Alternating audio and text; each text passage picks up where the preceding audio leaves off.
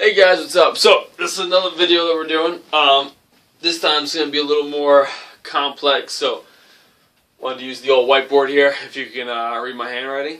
So, this question is basically about the workouts in general, and I believe Ann came up with this one again, I hope. And the question was, I think the specific question was after a shoulder to overhead and running workout we did. That was pretty short. I think it was about in the 7-minute time frame ish. Very breathing workout. She asked, why do some workouts feel like I'm breathing really heavy? Some other workouts feel like I'm not breathing that heavy, but my muscles hurt. Or, what's the difference between these, and why are we doing different ones, and is there a purpose, and blah blah blah. And it's a really good question. So this is, I guess, going to be part one of the answer, because to really explain this would take, well, I can talk for hours, so it'll probably take like an hour, but this is just a very basic overview of the energy systems, which is basically answering the question of why some are breathing heavy and why some aren't. To begin with, I'll say this: it is by design, which is why we tell you up front before the workout starts that the barbell should feel like this. You should be able to do around X amount unbroken. It should feel okay, blah, blah, blah. Other workouts we say, this should feel really heavy. In fact, if you touch and go those reps, then you're probably not doing it right. And now it's similar to the workout we did this week with the thick bar power cleans. If you were able to touch and go those, that weight was probably too light. And that's why we did a tough single first, to make sure that you found a heavy enough weight. That was working a slightly different energy system, has a slightly different purpose. No fitness program is complete without taking all of these into account. You need all of these energy systems to get the real synergistic effect of fitness. And I guess to give a kind of example that CrossFit was founded on, was that CrossFit is supposed to be a functional fitness program that you can use in everyday life.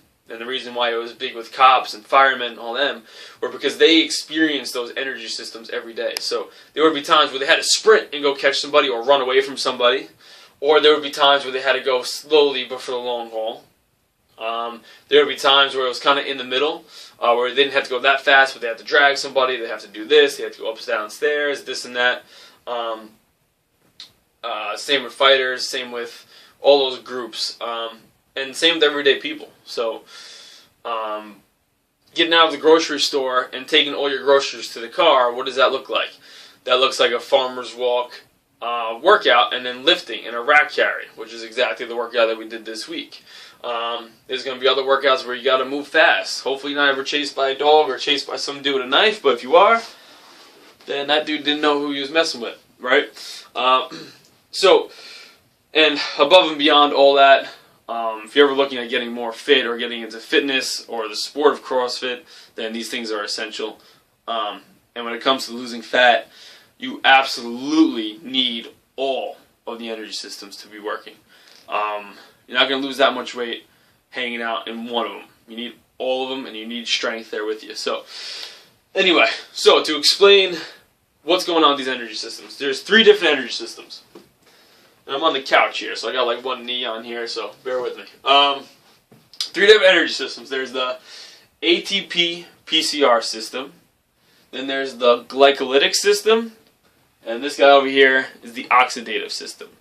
This is in power. So this is the most powerful. This is the least powerful. This is the least amount of time and the most amount of time, which I got in the graph, which I'll explain first in a second. But first, just a quick overview. The first energy system only lasts about 10 seconds. So that's about 10 seconds long. Okay? So that may seem like useless, but this stands for ATP phosphocreatine, which is why creatine is so important. It lasts about 10 seconds long. And these are your 1 rep maxes, your 5 rep maxes, your absolute strength, your max squat, clean, snatch, press. All of these things are done in this energy system. Or your 100-meter dash, or things like that. Okay? The glycolytic system, this is still a little bit unknown, but it lasts for around 90 seconds. And this lasts from 90 seconds and on. So, 90 seconds might not seem like a lot of time, but if you guys remember that workout that we're doing, the 10 deadlift, 10 box jump from Monday from last week, we're doing something similar this week. That was all glycolytic, which is why I should have felt shitty. If it didn't feel shitty, or if I told you to do burpees instead of box jumps, it's because we need to stay in here. And it's not necessarily just the time that's important, but it's also the effect. It's how quick you're contracting and relaxing. So if you're doing box jumps but slow, you're losing the effect. And you may actually be in the oxidative or aerobic pathway rather than the glycolytic or the fast anaerobic pathway. And like I said, we need them all, which is why we tell you guys to do certain things for those workouts. And then lastly, 90 seconds and on is the oxidative pathway. This is the aerobic pathway. So anything basically from 90 seconds and on is here. Which is why the aerobic stuff is very important. Which is why it's important to increase your aerobic base. Which, if you guys remember what we were doing on Wednesdays with those 2 AMRAPs and all those kinds of things, that was all here. Okay, now, the graph here kind of demonstrates what I just talked about. Right? So we have a basic graph. The power goes up and the time decreases. So this is all color-coded. So the ATP phosphocreatine system is the most powerful, but also dies out the fastest.